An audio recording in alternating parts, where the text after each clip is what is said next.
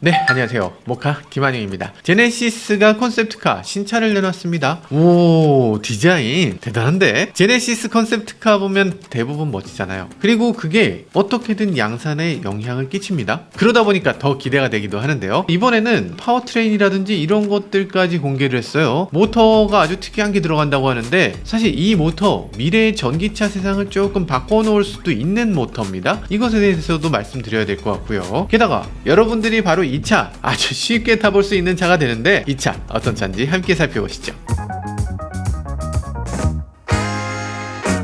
네, 기사를 보면 이렇습니다. 제네시스는 2일 스페인 바르셀로나에서 e스포츠 토너먼트 그란투리스모 월드 시리즈 파이널 경기에서 제네시스 X 그란 베를리네타 비전 그란투리스모 이 차를 실물 전시했다고 해요. 그러니까 비전 그란투리스모, 이건 게임에 나오는 자동차라는 거죠. 실제로 양산하는 차는 아니고요. 자, 그런데 기존에도 GR3 컨셉트다, GR4 컨셉트다 하면서 기존에 있었던 제네시스 G70, G80 이런 자동차들을 비전 그란투리스모 용으로 바꿔서 넣었었거든요. 그래서 게임 안에서 이걸 볼 수가 있었습니다. 그런데 이제는 더 이상 그렇지 않은 거죠. 진짜 제대로 된 게임 속의 자동차를 만들어 보겠다 라는 의지로 이렇게 만들어 놓은 것 같습니다. 아, 그란투리스모 다시 꺼내야 되나? 플레이스테이션 다시 사야 되나? 사실 이런 거 괜찮죠. 여러분들이 다른 차들은 컨셉트카 뭐 실제로 볼 수가 없잖아요. 그거 뭐 컨셉트 딱 세워놓고 끝이지. 그런데 그란투리스모에 등장하는 컨셉트카면 여러분들이 이거 직접 운전해 볼 수도 있는 거예요. 소리도 들을 수 있죠. 코너링이라든지 파워가 얼마나 대단한지도 알 수 있고,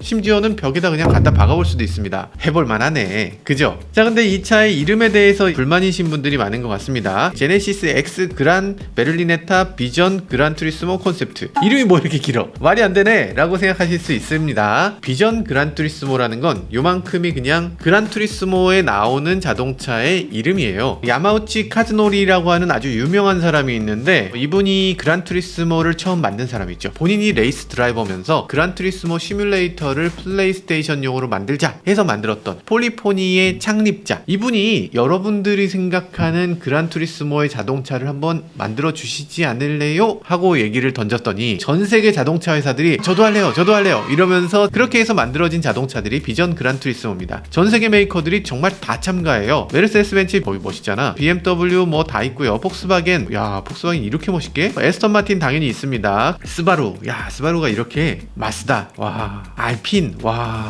푸조, 야 쉐보레는 게임에서도 안 되겠는데? 현대, 와 현대 2025 비전 그란투리스모는 와 진짜 멋있네요. 그리고 이 중에서 가장 유명한 거는 부가티죠. 부가티 비전 그란투리스모가 나오고 나서 야 이거를 진짜 만들어주면 얼마나 좋을까 라고 얘기했는데 정말로 만들어줬어요. 이 비전 그란투리스모에서 크게 변형되지 않아서 나온 차가 부가티 시론입니다. 그러다 보니까 게임 속 자동차를 만들어 달라 그랬는데 이걸 진짜로 차로 만들어버리면 어떡해, 야 이런 상황이 살짝 있었죠. 자, 그럼 이름에 대해서 어느 정도 이해되셨죠? 제네시스 X 그란 베를리네타 비전 그란투리스모. 비전 그란투리스모 뒤에 있는 걸 떼고 나서 봐도 조금 섭섭하긴 합니다. 여전히 길긴 해요. 그란은 뭐 그랜드니까 다 아시죠? GT카에 들어가는 그 G. 베를리네타는, 아니 그거 페라리의 자동차 아니에요? 하시는 분들 계시겠지만 사실 그렇진 않아요. 어느 정도 좀 자동차의 형식 같은 겁니다. 페라리에서는 F12도 베를리네타 있죠? 488 GTB라는 것도 GT 베를리네타의 약자예요. 그래서 이런 차들을 베를리네타라고 하는데, 일단 베를리네타라는 차는 1600년대 마차 시대에 독일에서 이런 마차를 만들어서 이걸 가지고서 파리로 많이 넘어갔다고 해요. 파리로 가서 보니까 베를린이라는 마차가 4인승에 문짝 2개 달린 이런 게 베를린이야 라고 어느 정도 형식이 정해지게 됩니다. 이태리 사람들이 그거의 작은 버전이라고 해서 좌석 2개를 자르고 문짝 2개는 유지하고 이렇게 해서 마차를 만들었는데, 그런 마차를 가리켜서 베를리네타라고 해요. 아, 제가 이태리어는 모르는데 무슨 네타 그럼 작은 거래요. 그래서 베를리네라고 하는 자동차의 작은 버전 베를리네타, 그렇게 얘기합니다. 자, 그래서 2인승의 작은 세단 같은 차, 이런 것들을 베를리네타라고 합니다. 우리가 세단이라고 말하는 거 사실 미국적이죠. 이 3박스의 자동차, 보닛 있고 승객석 있고 뒤에 트렁크 있는 거, 미국에선 세단이라고 하고 영국에선 살룬이라고 합니다. 독일에서는 리무지네라고 하는데 리무진이라고도 하죠. 자, 그래서 엔초 페라리 이전까지는 뭐 베를리네타라는 자동차가 사실은 없었어요. 엔초 페라리가 이 페라리 자동차를 만들면서 쿠페라는 이름 이름은 사실 프랑스어고 쿠페 말고 뭔가 좀 괜찮은 이름 없을까? 라고 생각해서 이태리 말인 이 베를리네타를 다시 끄집어내서 이렇게 페라리 이름으로 사용하게 된 것 같아요. 아마도 그때 당시 이태리 자동차들이 베를리네타라는 게 뭐 없지는 않았을 것 같아요. 형식으로도 베를리네타라는 표현을 썼으니까. 근데 많이 알려진 건 사실 페라리 덕분이겠죠. 페라리 이런 차가 있었나 싶은데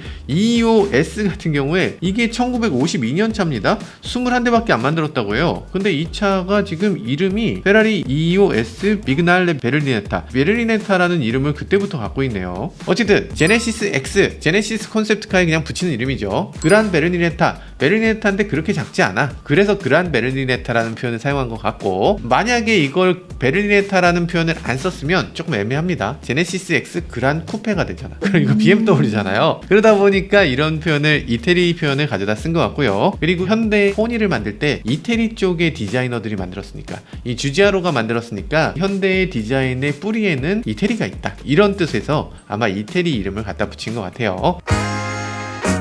자, 내용을 좀 더 살펴보죠. 제네시스 X 그란 베를리네타 콘셉트는 제네시스 고유한 디자인 언어, 역동적인 우아함을 감성적으로 구현했다. 제네시스만의 디자인 요소, 레이싱 게임 특색에 맞게 반영해서 섬세하면서도 강렬한 브랜드 정체성을 표현한 게 특징이다, 이렇게 얘기하고 있네요. 그러니까 게임용 자동차로 만들었지만 브랜드 특성은 정말 강화했다, 이렇게 얘기하는 거죠. 앞쪽에 두 줄 램프 사용하고 있고, 이 크레스트 그릴이라고 해서 이렇게 세모난 그릴 부분도 잘 강조하고 있어요. 그리고 그 두 줄 램프를 이렇게 쭉 이어가는 거에서 그치는 게 아니라 뒤쪽까지, 공기 흡입구까지도 가져가고 있고, 그리고 테일램프까지 이어지는 이 느낌은 오, 대단합니다. 제네시스 디자이너 이렇게까지 훌륭한가? 약간 주행씬 같은 것들을 보면 카메라랑 싱크가 잘 안 맞아서 램프가 깜빡깜빡하는 그런 것들도 구현해 놓고 있네요. 측면부는 정말 어마어마하게 압도적인데, 튀어나온 오어 팬더, 그리고 측면의 이 라인들이 이렇게 곡선을 멋지게 만들어냈다고. 휠도 지금 대단합니다. 가장 특이한 점은 휠 자체도 3D로 굉장히 묘한 기하학적인 그런 휠을 만들어내고 있어요. 현실에서 이걸 주물로도 만들 수가 없고 일일이 깎아서도 만들 수가 없는 구성이죠. 이건 어떻게든지 3D 프린팅을 해야 되는 그런 휠입니다. 자, 그리고 여기 보면 센터락이 있어요. 가운데에만 이렇게 락이 있어서 이 락 하나를 풀면 이게 빠져나오는 구조.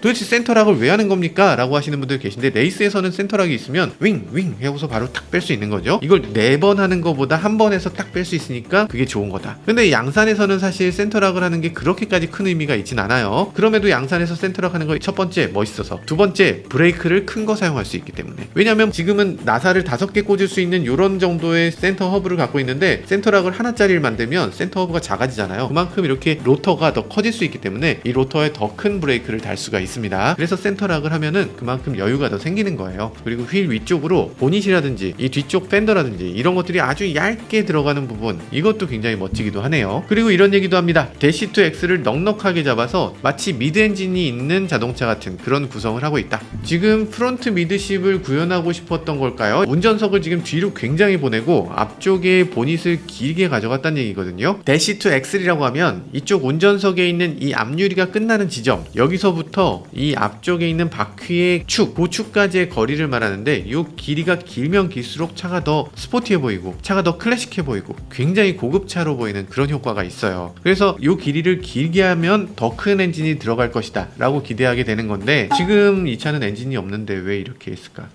그런 생각이 살짝 들기도 하지만, 어쨌든 지금 봤을 땐 굉장히 멋진 비율을 만들어내고 있네요. 옛날에 다치 바이퍼를 처음 봤을 때 그 느낌, 대시2X이 엄청나게 긴 그런 느낌을 자아내고 있어요. 그리고 라인이 지금 전체적으로 이렇게 처진 느낌을 만들어내고 있는데, 이런 것들이 파라볼릭 라인이라고 요즘 제네시스가 얘기하는 거죠. 그런 것들도 잘 구현해내고 있고요. 지금 문을 어떻게 여는지 굉장히 궁금하네요. 이게 파팅은 이렇게 잘라져 있는데 문짝이 이렇게 위로 올라가는 형태로 만들어진 것 같아요. 차에 드나들기 편하게. 만약에 위로 올라가지 않으면, 이게 지금 욕조식의 프레임을 갖고 있기 때문에 만약에 옆으로 열려서 천장이 남아있다면 차에 타는 게 너무 힘들 거예요. 차를 밟지 않고선 들어갈 수 없을 건데, 근데 아마 이게 문이 위로 열리게 되면 윗부분이 공간이 생기니까 차에 좀 이렇게 넘어 들어갈 수 있는 이런 구성을 해줄 것 같습니다. 예전에 메르세데스 벤츠 300SL 같은 차가 이렇게 욕조형 프레임을 갖고 있어서 문이 위로 열려야만 탈 수 있는 그런 구성을 했었죠. 그러니까 이 제네시스는 굉장히 미래적인 디자인이면서 동시에 굉장히 클래식한 비율을 가져가고 있어요. 그러다 보니까 이렇게 과감한 요소들을 마구 쓰는데도 불구하고 이상하게 느껴지지 않고 혁신적이다, 그래도 멋지다 라고 느껴지는 부분이 있겠죠. 후면부는 굉장히 재밌는 있는데요. 동그라미 테일 램프? 타원형의 윙? 야, 이건 굉장히 독특한데? 이런 윙이 있을 수가 있나요? 일단 안쪽에 있는 파트와 바깥쪽에 있는 파트가 지금 파팅이 없거든요. 이걸 이렇게 만들어내려면 이 전체를 3D 프린터로 찍어낼 수밖에 없어요. 안 그러고서는 이 뒷부분은 이렇게 만들 방법이 없죠. 3D 프린터로 전체를 찍어서 만들어서 붙이겠다. 아주 재미있는 아이디어인 것 같습니다. 그리고 아래쪽에는 F1 자동차 같은 램프를 제공하고 있는데, F1 자동차에서는 브레이크 램프는 아니거든요. F1 자동차에서는 안개가 끼거나 비가 너무 많이 내렸을 때, 그럴 때 이걸 앞차를 잘 보기 하기 위해서 위험할 때 한 번씩 이렇게 깜빡깜빡하는 그런 장치예요. 그런데 이게 이 차에서는 그런 F1용 장치로 사용될지 아니면 브레이크 램프 같은 걸로 사용될지는 그건 좀 봐야 되겠네요. 그란투리스모 사야 되겠다. 사야 되겠어. 그란투리스모 사서 제가 시승기를 꼭 찍어 올리도록 하겠습니다. 앞부분에 이 부분이요. 이 부분이 뭐냐, 실제로는 이렇게 만들면 안 되긴 해요. 휠하우스 부분에 구멍이 양쪽으로 뻥 뚫려 있긴 한데 현실적으로는 조금 너무 안쪽에 있어서 이게 좀 말이 안 된다는 생각이 들긴 합니다. 이게 왜 그러냐면 원래 레이스카들이 있어요. 르망 레이스카들 보면 위쪽에 구멍이 다 뚫려 있습니다. 차가 떠오르는 걸 막기 위해서 뚫려 있습니다. 바퀴가 앞으로 구르게 되면 이 휠하우스 부분에 바퀴가 있으니까 휠하우스 쪽에 공기가 점점점 갇히게 됩니다. 그러면서 바퀴가 계속 구르면서 이 휠하우스 부분에 공기를 쌓게 돼요. 그러면 이게 불안정해지기도 하고 최악의 경우는 차가 이륙하게 될 수도 있어요. 차가 떠오르게 되기 때문에 이 윗부분에 구멍을 뚫어서 바람이 밖으로 빠져나가게, 바람이 밖으로만 빠져나가기만 해도 이 부분은 저기압이 되기 때문에 다운포스를 높여주는 효과도 생깁니다. 그래서 르망 레이스카들은 꼭 윗부분에 구멍이 있는 거예요. 근데 이게 위치상으로 타이어가 구르는 부분에 구멍이 있어야 그게 밖으로 잘 빠져나갈 텐데 지금 그거보다 좀 더 안쪽에 있어서 이게 빠져나가는 용도로 만든 건지 아니면 바람이 들어가는 용도로 만든 건지 정확하게 알 수 없네요. 어쨌든 이건 디자이너가 그냥 상상 속에서 한 거기 때문에 이 엔지니어링이라든지 뭐 에어로다이나믹을 그렇게 고려한 것 같진 않습니다. 컬러를 보면 굉장히 독특하기도 하네요. 지난번에 제네시스 GV80 쿠페 컨셉트에서도 이거 마그마 색깔이었잖아요. 한국인의 열정을 담은 색깔이라고? 사실은 택시 운전사의 열정을 담은 거 아닙니까? 이게 전 세계 사람들은 다 엄청나게 멋있는 색깔이라고 할 텐데 한국 사람들은 분명히 이거 보고서 택시인겨? 막 이렇게 손 들 것 같은데? 저기 잠깐만요 이럴 것 같은데? 사실 페라리, 람보르기니도 이런 색깔이 있는데 유독 한국에서는 인기가 없어. 너무 꽃다망토색인데 아무튼 그런 느낌이 살짝 들어서 마그마색 한국에서는 어렵겠지만 나오면 좋을 것 같아요. 언제 나오냐? 내년 1월에 나온다고 합니다. 금방 게임에서 해볼 수 있겠네요. 자, 그리고 이거 외관만 나온 거 아닙니다. 실내도 있어요. 실내는 운전자 위주의 설계를 해서 제네시스만의 여백의 미를 보여준다고 합니다. 제네시스가 언제부터 여백의 미였는지 잘 모르겠어요. 지난번에도 콘셉트나 이런 거 얘기하면서 제네시스는 여백의 미 이런 얘기를 하시던데 실제로 제네시스 안에 들어가 보면 뭔가 좀 복잡하거든요. 특히 제네시스 G70 같은 경우엔 와, 이렇게 복잡한 차는 난 처음 봤다 싶을 정도로 복잡해요. 어쨌든 양산차에선 그렇지 않지만 콘셉트카에선 여백의 미를 잘 만들어내고 있는 것 같습니다. 여백의 미 수준이 아니라 뭐가 없네요. 앞쪽으로 이렇게 까맣게 있는 거, 요게 디스플레이가 될까요? 여기서 뭔가 그래픽이 나올 것 같기도 하고 아직 그래픽이 완성되지 않아서 그런지 모르겠지만, 그리고 또 운전자를 위한 계기판은 여기 핸들 가운데에 붙어있네요. RPM이라든지 뭐 현재 기어 단수라든지, 그리고 지금 초도 보여주고 있는데 랩타임 같은 걸 막 보여주면서 압박을 하는 모양이에요. 드라이브를 이렇게 바꿔가면서 여러가지 기능들을 작동시킬 수 있고, 그리고 운전자가 꼭 알아야 되는 것들을 여기 디스플레이 두 개로 또 보여준다고 합니다. 여기 보면 지금 그림으로는 나침반하고 시계인데 와이프가 12시까지 들어오라고 했어 뭐 이런 때 막 달려가는 건가요? 아무튼 그런 게 달려있다고 합니다. 그리고 옆에 보면 기어 시프터라든지 이런 것들 약간 페라리 느낌이 나는 그런 버튼들로 이루어져 있거든요. 뭐 나름 재밌습니다. 그리고 이 운전석이 굉장히 특이해요. 지금 각도를 보면 이게 F1 레이스카 각도랑 비슷하거든요. F1 레이스카는 운전할 때 다리가 내 몸보다 위에 있어요. 이렇게 운전하죠. 자동차를 먼저 만들고 사람은 거기 부품처럼 끼워 넣는 느낌이에요. 그래서 가끔가다 부품 교체하는 경우도 있죠. 이렇게 사람을 끄집어내고 딴 사람 집어넣는 이런 부품 교체하듯이 하는 경우도 있더라고요. 자, 아무튼 그런 식으로 디자인 됐습니다. 그래서 마치 이게 F1 레이스카를 타는 것처럼 운전자가 거의 누워서 이렇게 발을 앞으로 밀면서 이렇게 운전하도록 만들어 놓고 있네요. 아주 본격적인 레이스카가 아닌가 그런 생각이 들어요.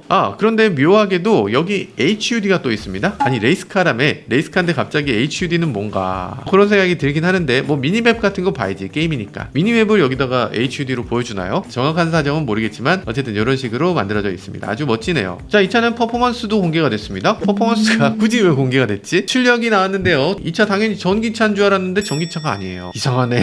왜 지금 전기차가 아닌 차를 내놓지? 제네시스 앞으로 전기 브랜드 하신다면서요? 이유는 모르겠지만 람다 엔진을 사용한다고 합니다. 람다 엔진? 지금 람다 3잖아요. 근데 람다 11, 11번째 람다를 만들어서 붙인다고 해요. 해요. 람다 엔진 개발 중단한 걸로 알고 있는데 이게 어떻게 12일까지 나오지? 가솔린 엔진은 돌아오는 거야 하면서 돌아오나요? 미래 계획하고 너무 안 맞는 것 같은데 아무튼 그런 생각이 들고요. 출력은 최대 1071마력. 그냥 얘기하면 되는 겁니까? 뭐 게임 속이니까 그냥 하면 되지. 편한 김에 한 2000마력 하시지. 거기에 토크는 136kgm. 야, 게임이니까 그냥 막 말하는구나 라고 생각하기에는 말이 되긴 된다고 합니다. 이 차는 2087년도 차니까, 아니 2087년도인데 아직도 가솔린 엔진을 쓴다고? 어쩌면 이게 말이 될 수도 있죠. 왜냐면 가솔린 엔진이 지금 아날로그 시계, 기계식 시계를 아직도 차는 것처럼 그 시대에는 뭔가 좀 특별한 사람들이 재미를 위해서 가솔린을 굳이 태우는 거. 실제 도로 주행은 당연히 금지되어 있겠지만 서킷에서 특별히 허가된 상황에서 특별히 한번 타보는 그런 자동차로 이런 차는 어떠냐, 뭐 이런 아이디어를 낸 것 같아요. 어쨌든 지금 V6 엔진 최대 회전 속도를 1000rpm 정도 돈다고 하고요. 그래서 최대 출력이 870마력 나온다고 합니다. 2087년에 870마력이면 좀 약한 거 아닌가 하는 생각이 들고요. 여기에 모터가 결합된다고 합니다. 야사의 모터가 들어간다고 하는데, 야사 혹시 아세요? 야사가 갑자기 여기 왜 나와? 야한사진 아니? 그거 아니고요. 그거 아니고 되게 유명한 브랜드예요. 지금 야사가 공급하는 회사들 보면요, 페라리, 벤츠 뭐 이런 회사에 공급하고 있죠. 페라리는 SF90에 야사 모터 들어갑니다. 296 GTB에도 야사가 들어가요. 벤츠는 그거 괜찮은데 라면서 그냥 인수해버렸습니다. 그래서 지금은 벤츠 자회사예요. 벤츠 자회사에서 지금 제네시스 모터를 공급해도 되는 건가? 미래는 알 수 없습니다. 미래는 여러 회사들이 서로 협업을 하면서 만들어갈 거니까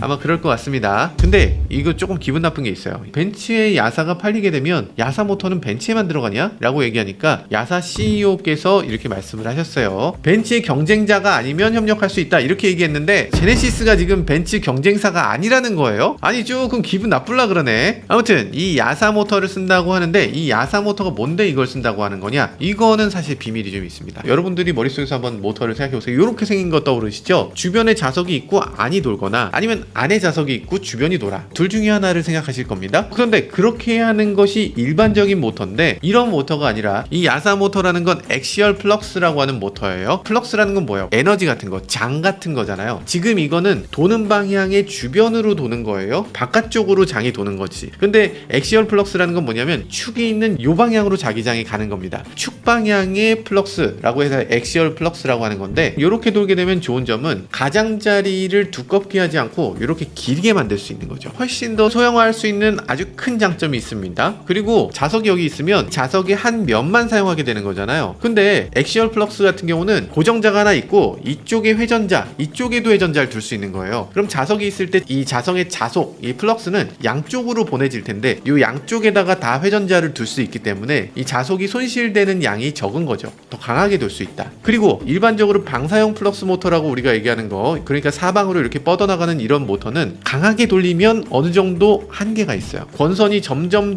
팽창될 거잖아요. 그러니까 점점 팽창되지 않도록 하는 방법을 만들어야 되기 때문에 어느 속도 이상으로 빠르게 하는 게 어렵다라는 문제가 있어요. 그렇기 때문에 테슬라 같은 경우는 플레드용 모터에다가 카본 섬유를 통해서 이걸 감싸놓기도 하죠. 카본 패키지를 만들어서 팽창하지 않도록 하는 그런 노력을 기울이기도 합니다. 그래서 축방향 플럭스로 하게 되면 구리 사용량도 훨씬 적게 되고 철도 훨씬 적게 사용됩니다. 냉각에도 엄청나게 유리해지고요. 직접적으로 구리 코일에 냉각을 시킬 수 있는 장점이 있죠. 그래서 여러 가지 면에서 효율이 엄청나게 높아진다라는 큰 장점이 있어요. 가운데 코일이 있고 양쪽에 로테이터, 그러니까 자석이 붙어있는 걸 양쪽에다 이렇게 붙이는 거예요. 그럼 그 코일에서 나오는 이 자성, 이 플럭스가 코일이 있으면 한쪽으로 가는 게 아니잖아. 양쪽으로 가잖아요. 그러니까 그 양쪽으로 가는 걸 뒤쪽으로 빠져나가 버릴 수밖에 없는 자성을 또 받아서, 그래서 양쪽에 두 개의 로테이터를 갖고서 이렇게 돌릴 수 있는 거지. 무슨 말인지 알겠죠? 여보세요? 이거 설명이 어렵나? 같은 N극이 되면 밀려나고 S극, N극이 되면 끌려오고, 이게 모터의 원리라는 건 알고 계시죠? 그 옛날 미니카 같은 거 보면 이렇게 모터 있잖아요. 모터에 이렇게 DC 딱 공급을 하면 코일이 담겨있는 이 축이 하나 돌잖아요. 회전자가 돌면서 플러스 마이너스 이렇게 극성이 두 개 있으면 이 두 개를 이렇게 딱 연결해 주는 거죠. 이게 돌면 극성이 바뀌니까, 그러니까 이쪽 양쪽으로는 자석이 붙어 있고 회전자가 이렇게 돌면서 극성을 계속 바꾸는 거예요. 이쪽 S, 이쪽 N, 영구 자석은 고정이니까 이게 계속 그 위치를 바꾸면서 이게 계속 도는 겁니다. 이게 회전자가 이렇게 있을 때 두 개의 브러쉬를 통해서 이걸 만들어주는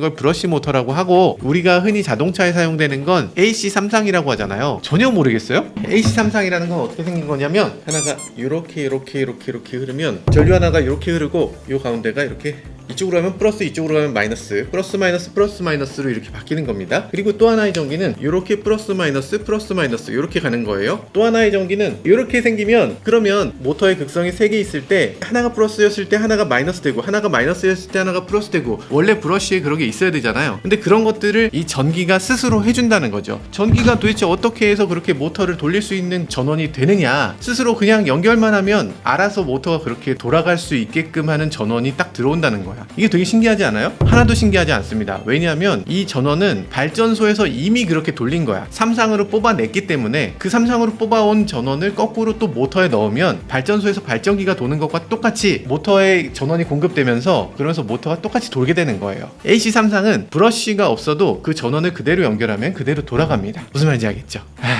그러면 자동차라는 거 되게 만들기 쉽네 라고 생각하시겠지만, 자동차에 들어가는 AC 삼상은 사실 그렇게 쉽지 않습니다. 왜냐면 자동차의 배터리는 DC잖아. 이걸 삼상으로 만드는 과정이 필요해요. 그걸 컨버터라고 하고, 요즘 들어서 그 컨버터의 문제가 계속 생기는 거죠. 요즘 뭐 ICCU라든지 이런 문제가 생기는 가장 핵심적인 문제의 시작이에요.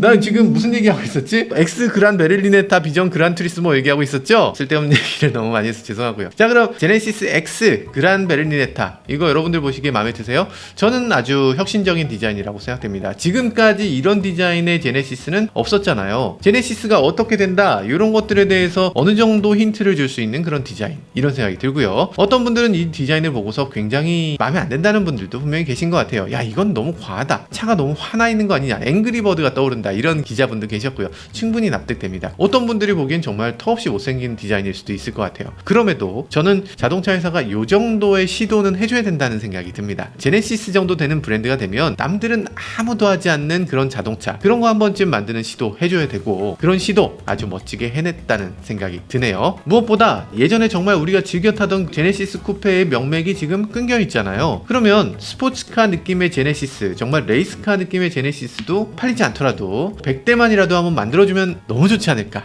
에이, 양산 메이커가 어떻게 100대를 만들어요. 자동차 라인 까는데 1000억이고, 자동차 하나 만들려면 그거 한 5년 동안 개발해서 정말 사활을 걸고 만드는 게 자동차죠. 그걸 딱 100대 만들자고 공장을 새로 깔아요? 라고 생각하신다면 꼭 그렇진 않습니다. 얼마 전에 현대가 싱가포르에 공장을 만들었죠. 제가 지난번에 다녀왔는데 이걸 HMGICS 해서 HMGICS라고 하는데, 이거 아주 특이했습니다. 보통의 자동차 공장이라고 하면 벨트를 통해서 차를 이동시키고, 거기에 공장에 사람들이 모여서 이렇게 부품도 붙이고, 그리고 발로 이렇게 만들기도 하고 이런 것들 하잖아요. 근데 그런 거 아니고 자동차는 멈춰 있어. 그리고 로봇이 옆에 여기다 먹여야 됩니다, 먹여야됩니다를 옆에 와서 작업자 옆에다 갖다 줘요. 그럼 작업자는 그걸 거기다가 조립하는 형태. 그러니까 차가 이렇게 줄줄줄 오는 것에 비해서 생산 속도는 좀 느릴 수 있겠지만, 이 자동차 100대 만들자 라고 하면 또 100대도 만들 수 있는 거야. 그렇게 만들 수 있는 형태로 만들어져 있습니다. 공장 앞에 뭐 땅을 더 마련해서 여기 주행시험장을 만든다거나 이런 것들이 그렇게 쉽진 않았을 거예요. 왜냐면 싱가포르이 어떤 나라야, 땅이 엄청나게 좁고 우리나라 서울만한 나라이기 때문에 땅을 충분히 확보하는 건 사실 쉽지 않았겠죠. 그러다 보니까 건물 옥상에다 이렇게 트랙을 만들기도 했습니다. 그래서 여기서 빙글빙글 도는 것도 있었고, 여기 보면 난양 이공대학이라고 있어요. 우리나라에 있는 카이스트나 서울대보다 순위가 훨씬 높은 대학입니다.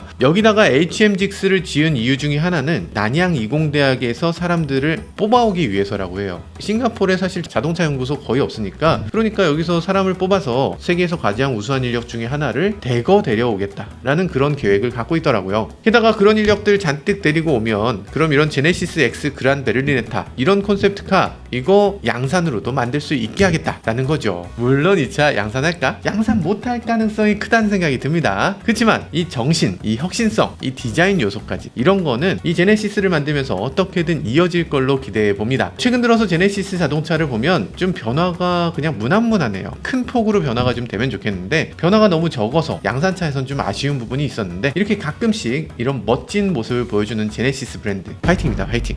지금까지 저는 모카 김한용이었습니다. 감사합니다.